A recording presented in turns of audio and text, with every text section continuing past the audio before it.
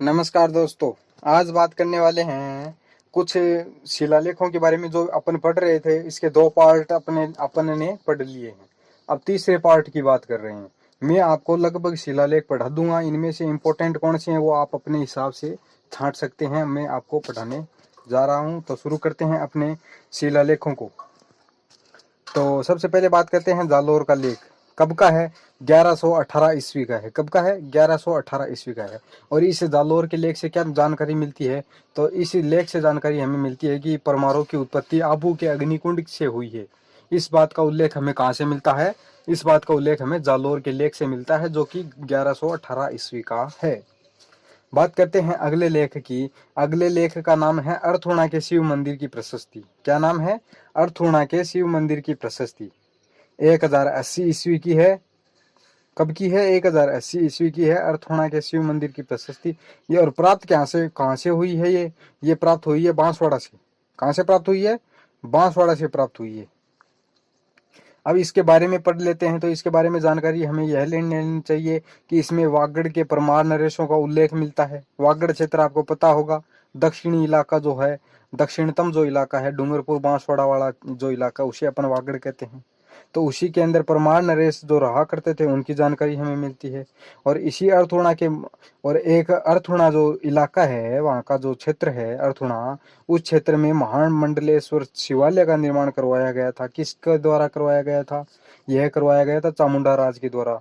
चामुंडा राज ने किसकी याद में करवाया था? अपने पिताजी की याद में करवाया था, जिनका नाम था मंडलिक। तो चामुंडा राज द्वारा अपने पिता मंडलिक की याद में महामंडलेश्वर शिवालय का निर्माण कहाँ पर करवाया गया था? अर्थूणा में करवाया गया था। ठीक, तो ये जानकारी आप याद रख सकते हैं। अब बात करते हैं अगले शिलालेख की, अगली प्रशस्ति की। तो अगली प्रशस्ति है लूणवासी की प्रशस्ति। लूणवासी की प्रशस्ति कब की है? 1230 ईस्वी की है। कब की है?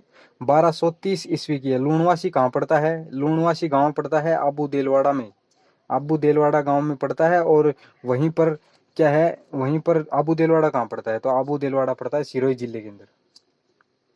तो लूणवासी कहाँ पड़ता है? देलवाड़ा गांव में। और देलवाड़ा गांव में भी कहाँ पर, या मान सकते हैं अपन देलवाड़ा गांव जो कि सिरोही के अंदर है, वहां पर पड़ता है लूणवासी।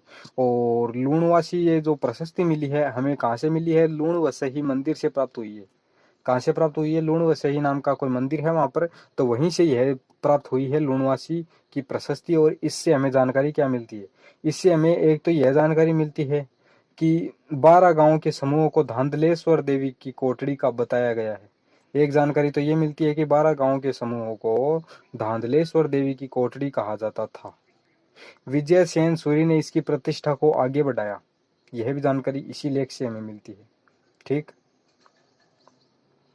और जानकारी क्या मिलती है? और जानकारी ये मिलती है कि राजा सोम सिंह के मंत्री थे, जिनका नाम था वस्तुपाल। और वस्तुपाल के एक भाई थे जिसका नाम था तेजपाल। तो तेजपाल ने अपनी पत्नी की याद में नेमीनाथ के मंदिर का निर्माण करवाया था। तो लूणवासी आबू देलवाड़ा की जो प्रशस्ति है 1230 ईस्वी की है। इसमें हमें क्या क्या पढ़ना है? सबसे पहली बात, ये कहाँ पर मिला है? लूण वसई मंदिर से प्राप्त हुआ है। लूण वसई मंदिर कहाँ पड़ता है? देलवाड़ा गांव सिरोही के अंदर पड़ता है। विजय सेन सूरी ने इसकी प्रतिष्ठा को, मतलब कि ये जो प्रशस्ति है इसकी प्रतिष्ठा को और आगे बढ़ाया। 12 गांवों के समूहों को धांधलेश्वर देवी की कोटड़ी बताया गया है। और राजा सोम सिंह के मंत्री थे वस्तुपाल, और मंत्री वस्तुपाल के भाई हुआ करते थे तेजपाल। और तेजपाल ने क्या किया था? अपनी पत्नी की याद में नेमीनाथ के मंदिर का निर्माण करवाया था। तो ये जानकारी आप याद रख सकते हैं। अब मैं आपको यह बात बता देता हूं कि आपको अगर पीडीएफ चाहिए तो आप मेरे टेलीग्राम चैनल पर जाकर के जुड़ सकते हैं, जो कि लिंक डिस्क्रिप्शन में आपको मिल जाएगा। तो आप टेलीग्राम में जाइए और वहीं पर ज्वाइन हो जाइए। आपको इसके जो भी ये भी शिलालेख अपन पढ़ रहे हैं, उनका जो भी अपन देख रहे हैं, वो सब आपको लिखा हुआ मिल जाएगा एक साथ, और एक टॉपिक के रूप में मिल जाएगा। तो चलते हैं अगले शिलालेख की ओर, अगली लेख की ओर। अगला लेख है महावीर के मंदिर का लेख। 1263 ईस्वी का है। कब का है? 1263 ईस्वी का महावीर के मंदिर का लेख है। और इसमें दो शब्द देखने को मिलता है, एक नाम तो द्रम, एक दूसरा है द्रम शतक। तो ये दो शब्द हमें देखने को मिलता है। और द्रम और द्रम दशक शब्दों को अनुमान लगाया जा रहा है कि ये उस समय की कोई मुद्रा हुआ करती थी। ठीक, तो ये द्रम और द्रम दशक उस समय की कोई मुद्रा हुआ करती थी, उसके लिए यह इन शब्दों का प्रयोग किया गया है। तो ये शब्द कहाँ से मिले हैं? महावीर के मंदिर का जो लेख है वहां से मिले हैं। और यहाँ पर एक शब्द और मिला है, गोष्ठिक शब्द। कौन सा शब्द मिला है? गोष्ठिक शब्द मिला है। अब गोष्ठिक शब्द उस समय के क्या है, उस समय एक संस्था हुआ करती थी जो मंदिर का क्या करती थी, देखभाल किया करती थी। तो उसी मंदिर की जो देखभाल करने वाली जो संस्था थी, उसमें जो भी काम करते थे व्यक्ति कौन होते थे, सदस्य, उसके सदस्य हुआ करते थे सामान्य लोग। और यह जो संस्था थी, ये मंदिर की संस्था थी, जिसमें मंदिर का जो भी कार्य होता था, मंदिर का जितना भी कार्य होता था, वो सभी कार्य इसी संस्था के द्वारा किया जाता था। और इस संस्था में स्थानीय व्यक्ति सदस्य के रूप में हुआ करते थे। तो इस महावीर के मंदिर का जो लेख है, इसमें क्या क्या पढ़ा अपन ने? द्रम और द्रम दशक, दो शब्दों का उल्लेख मिलता है। और ये शब्द क्या है, उस समय की मुद्रा के द्योतक हैं, उस समय की मुद्रा चला करती थी, शायद उसका अनुमान लगाया जाता है। और गोष्ठिक शब्द मिला है। गोष्ठिक शब्द से जानकारी मिलती है कि यह एक उस समय की संस्था हुआ करती थी जो मंदिर का कार्यभार संभालती थी। और इसमें जो व्यक्ति हुआ करते थे इस संस्था में, तो वो कौन होते थे? स्थानीय व्यक्ति ही हुआ करते थे। बात करते हैं अगले लेख की, जिसका नाम है चीरवा का लेख, 1273 ईस्वी का। कब का है? 1273 ईस्वी का चीरवा का लेख। कहाँ से प्राप्त हुआ है? चीरवा गांव पड़ता है उदयपुर से, तो वहीं से प्राप्त हुआ है। इसकी भाषा तो संस्कृत है और लिपि कौन सी है? नागरी है। तो संस्कृत भाषा है, लिपि नागरी है। और इसमें 36 पंक्तियां हमें लिखी हुई मिली है, और उन्हीं 36 पंक्तियों से हमें जानकारियां मिलती है। तो मेवाड़ के गोहिल वंशी राजा राम सिंह, गोहिल वंशी राजा समर सिंह, राम सिंह नहीं बल्कि समर सिंह, तो गोहिल वंशी राजा समर सिंह और उसकी उपलब्धियों की जानकारियां मिलती है। मेवाड़ के शासक जेत्र सिंह द्वारा बुताला के युद्ध में इल्तुतमिश को हराया गया था, इस बात का उल्लेख कहीं से प्राप्त होता है हमें? तो इसी चीरवा के शिलालेख से प्राप्त होता है। चीरवा गांव, उदयपुर जिला। ठीक, याद रखना। रचयिता कौन है? रत्न प्रभु सूरी। लेखक कौन है? पार्श्वचंद्र, पार्श्वचंद इसके लेखक हैं। उत्कीर्णक कौन है? केली सिंह जी। और शिल्पकार कौन है? दिलहन। तो ये नाम आपको याद रखना है। रचयिता तो रत्न प्रभु सूरी, लेखक पार्श्वचंद, उत्कीर्ण केली सिंह, शिल्पकार दिलहन। तो ये नाम आपको याद रखना है। तो इस चीरवा के शिलालेख में अपन ने क्या पढ़ा? 1273 ईस्वी का चीरवा का शिलालेख है। चीरवा गांव उदयपुर से प्राप्त हुआ। इसकी लिपि नागरी है, भाषा संस्कृत है, 36 पंक्तियों में लिखा हुआ मिला है। गोहिल वंशी राजा समर सिंह और उसकी उपलब्धियों का हमें क्या मिलता है? जानकारियां मिलती है। मेवाड़ के शासक जेतर सिंह द्वारा बुताला के युद्ध में इल्तुतमिश को हराया गया था, इस बात का उल्लेख कहाँ से मिलता है? चीरवा के शिलालेख से मिलता है। इसके चीरवा के शिलालेख का रचयिता कौन है? रत्न प्रभु सूरी। लेखक कौन है? पार्श्वचंद।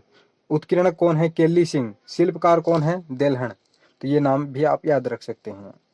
अब बात करते हैं अगले शिलालेख की, अगले लेख की। तो अगला लेख है चित्तौड़गढ़ का लेख। चित्तौड़ का लेख है 1277 ईस्वी का। तो यह लेख कहाँ से प्राप्त हुआ है? नवलखा भंडार वाली दीवार से। बनवीर द्वारा बनाई गई थी नवलखा भंडार वाली दीवार, और उसी दीवार से यह चित्तौड़ का लेख प्राप्त होता है। 1277 ईस्वी में इसको बनवाया गया था। ठीक। अलाउद्दीन और बहादुर शाह के समय में जब चित्तौड़ पर आक्रमण किए गए थे, तो उस समय मंदिरों और भवनों को तुड़वा दिया गया था। उनको तुड़वाने के बाद में उनके जो अवशेष बचते हैं, उन्हीं अवशेषों से यह जो नवलखा भंडार वाली जो दीवार बनवीर द्वारा बनवाई गई थी, तो बनवीर द्वारा यही दीवार बनवाई गई थी। तो ये किसके द्वारा बनाई गई थी? बनवीर द्वारा बनाई गई थी। और अलाउद्दीन खिलजी और बहादुर शाह द्वारा जो भी मंदिरों का और भवनों का तोड़ा फोड़ी करवाई गई थी, और उनके द्वारा जो अवशेष बचे उन भवनों का, उन्हीं अवशेषों से यह बनाया गया है। ठीक, यह दीवार बनाई गई है। तो आप इसमें क्या पढ़ा अपन ने? चित्तौड़ के लेख में 1277 ईस्वी का लेख है। बनवीर द्वारा बनाई गई नवलखा भंडार वाली दीवार से प्राप्त हुआ है। ठीक। अलाउद्दीन तथा बहादुर शाह के आक्रमण के समय गिराए गए वहां के मंदिरों और भवनों के अवशेषों का प्रयोग बनवीर दीवार बनाने के लिए करता है। ठीक है, अब बात करते हैं अगले की। अगला लेख है अचलेश्वर का लेख, 1285 ईस्वी का है। कब का है? 1285 ईस्वी का है अचलेश्वर का लेख। इसके रचयिता कौन है? वेद शर्मा। कौन है? वेद शर्मा। इसके लेखक कौन है? शुभचंद्र और सूत्रधार। ठीक। करम सिंह इसको खोदने वाला व्यक्ति है। तो ये अपने को याद रखना है। रचयिता वेद शर्मा, लेखक शुभचंद्र और सूत्रधार, और खोदने वाला कौन है? करम सिंह। और इसमें जानकारी अचलेश्वर का जो लेख है 1285 ईस्वी का, इससे हमें जानकारी क्या मिलती है? मेदपाट के संबंध में जानकारी मिलती है। तो बापा आपको पता है गोहिल वंशीय राजा रहा है, तो बापा द्वारा वहां के जो यहाँ का जो क्षेत्र है, इसी क्षेत्र में दुर्जनों का संहार हुआ था, और उनकी चर्बी से यहाँ की भूमि गीली हो जाने के कारण ही इसे क्या कहा गया? मेदपाट कहा गया। तो ये था अचलेश्वर का लेख। अचलेश्वर के लेख में हमें क्या रटना है, क्या याद करना है? रचयिता वेद शर्मा, लेखक शुभचंद्र और सूत्रधार, और इसको खुदवाने वाला कौन है? करम सिंह। मेदपाठ के संबंध में उल्लेख मिलता है। मेदपाठ शब्द कहाँ से बन के आता है? तो बापा द्वारा यहाँ दुर्जनों का संहार किया गया था और उन्हीं की चर्बी से यहाँ की भूमि गीली हो जाती है, जिसके कारण इसे मेदपाठ कहा गया। अब बात करते हैं अगले लेख की, जिसका नाम है श्रृंगी ऋषि का लेख, श्रृंगी ऋषि का शिलालेख। तो 1428 ईस्वी का है। ये श्रृंगी ऋषि नामक स्थान पड़ता है एकलिंग नाची के मंदिर के पास में। एकलिंग नाची का जो मंदिर है इसके पास में पड़ता है। कैलाशपुरी गांव है और जिला कौन सा है? उदयपुर जिला। तो कैलाशपुरी गांव से श्रृंगी ऋषि नामक स्थान से प्राप्त हुआ है। ठीक, उदयपुर में यह पड़ता है। श्रृंगी ऋषि का शिलालेख कहाँ से प्राप्त हुआ है? उदयपुर जिले से प्राप्त हुआ है, 1428 ईस्वी का। संस्कृत भाषा में उत्कीर्ण है। और इसके रचयिता कौन है? तो इसके रचयिता हैं कविराज वाणी विलास योगीश्वर। कौन है इसके रचयिता? कविराज वाणी विलास योगीश्वर इसके रचयिता हैं। और इसके शिल्पकार कौन है? पन्ना।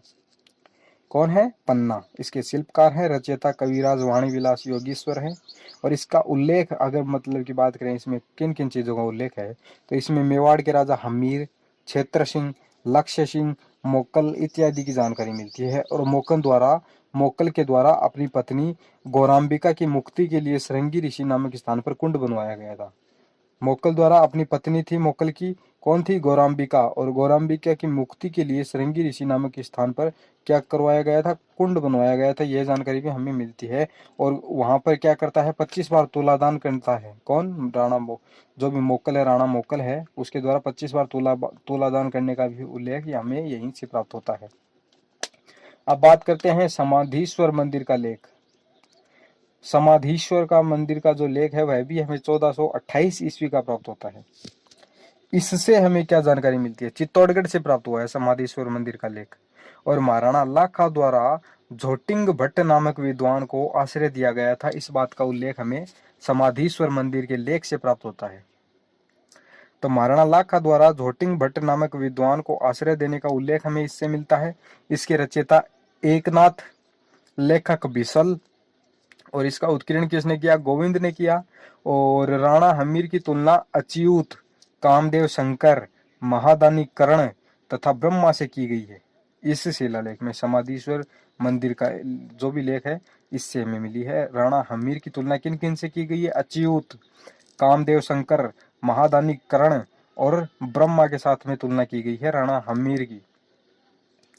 बात करते हैं अगले शिलालेख की, लेकिन एक बार फिर से पढ़ लेते हैं समाधीश्वर के लेख के अंदर क्या क्या मिला है समाधीश्वर मंदिर के लेख से।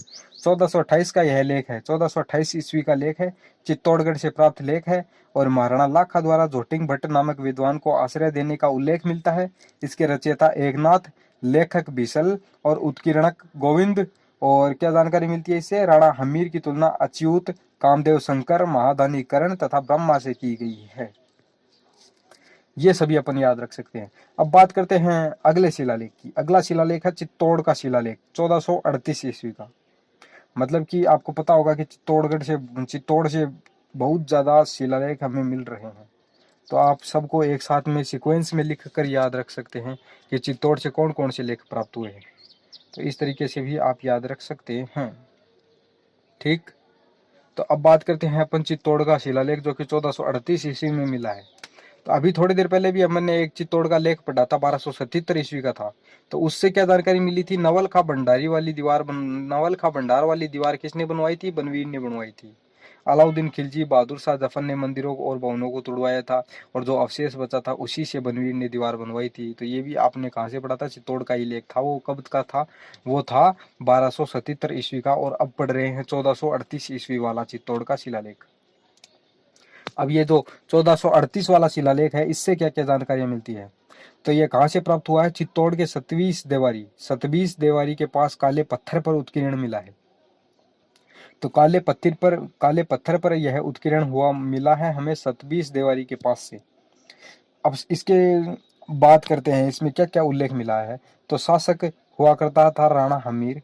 तो राणा हमीर से लेकर के राणा मोक्कल तक की उपलब्धियों की जानकारियां मिलती है। राणा हमीर से लेकर के राणा मोक्कल तक की उपलब्धियों की जानकारियों का उल्लेख मिलता है।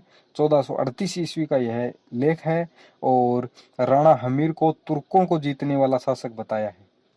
गुजरात बादशाह गुणराज द्वारा भीषण अकाल पड़ने में अपनी अथाह संपत्ति खर्च करने का उल्लेख इसमें दिया गया है। इसके लेखक कौन है? इसके लेखक संवेगयति, रचनाकार चरित्र रत्न गणी और उत्कीर्णकर्ता कौन है? लाखा के पुत्र थे नारद, तो वो इसके उत्कीर्णकर्ता थे। तो इससे क्या क्या जानकारी मिली? चित्तौड़गढ़ के चित्तौड़ का जो शिलालेख मिला है 1438 का, इसे यह मिला कहाँ से है? चित्तौड़ के सतबीस देवारी के पास काले पत्थर पर उत्कीर्ण हुआ मिला है, चित्तौड़ से ही। ठीक। शासक राणा हमीर से लेकर राणा मोक्कल तक की उपलब्धियों का उल्लेख मिला है। राणा हमीर को तुर्कों को जीतने वाला शासक बताया गया है और गुजरात के बादशाह गुणराज द्वारा भीषण अकाल के समय में अपनी अथाह संपत्ति खर्च करने का उल्लेख किया गया है इस शिलालेख में। और लेखक संवेगयति, इसके रचनाकार चरित्र रत्न गणी और उत्कीर्णकर्ता कौन है? राणा लाखा का पुत्र नारद। तो ये जानकारी हमें इस शिलालेख से मिलती है। तो आज हमने जो भी शिलालेख पढ़े हैं वो आपने देख लिए होंगे और इसका जो भी पीडीएफ वगैरह आपको चाहिए तो आप टेलीग्राम चैनल पर जा करके ले सकते हैं। तो धन्यवाद दोस्तों, आज के लिए इतना ही। अब अगले पार्ट में देखेंगे, जो भी बचे हुए हैं उनको देखेंगे और फिर इसके भी मतलब कि अभी आगे 2 पार्ट और बनाएंगे अपन। 2 पार्ट के अंदर लगभग पूरे कर लेंगे इसको और फिर अपन दूसरा टॉपिक स्टार्ट करेंगे राजस्थान का इतिहास से संबंधित। तो धन्यवाद दोस्तों, आज के लिए इतना ही काफ़ी है।